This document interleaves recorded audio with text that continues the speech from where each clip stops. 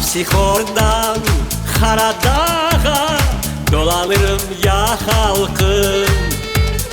Kısmetimi bulup şah sefayı sürmeye var hakkım. Baraktaşlı, bakataşlı gene geldim görmeye. Ay serezim, kozum şelin, manzaranız yürekte. Sudağı, koylerinde gözüm kaldı.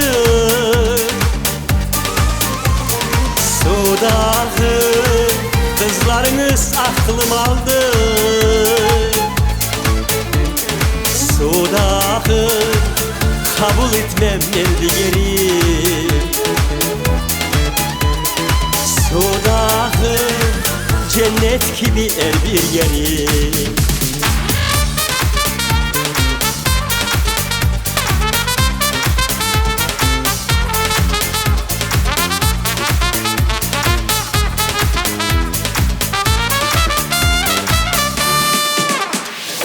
Mutlağıma, tohluğuma selam verip haytayım. El buzuma, Şah Murzama ziyaretke barayım. Otuzuma, vorunuma kuvancımı anlattı. Soğuk soğuk suvunun şifasını sürgenler suda halkım.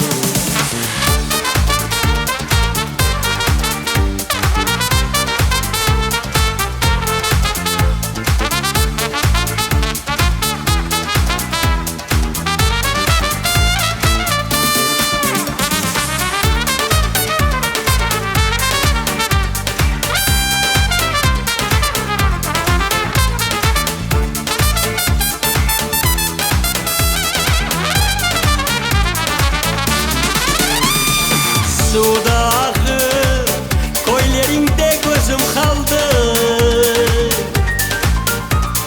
Sudağı, kızlarınız aklım aldı.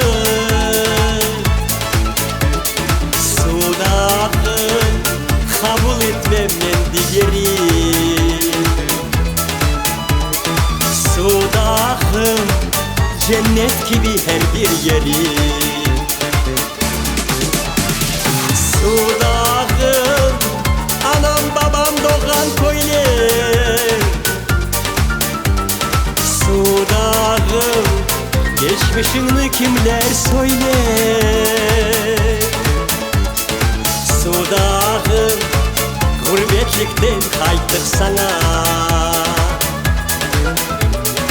Sudağım, kabul et al kucağına.